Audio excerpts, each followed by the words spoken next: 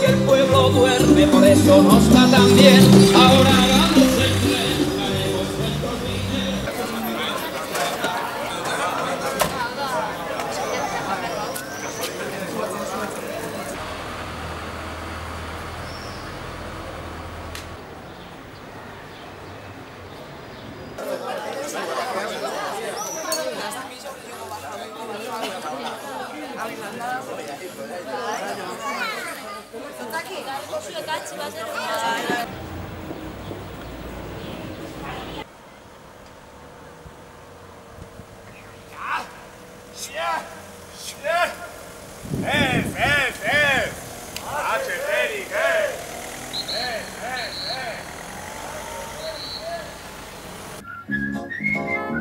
¿Para qué queremos un tren de alta velocidad que vale más de 100 euros el billete?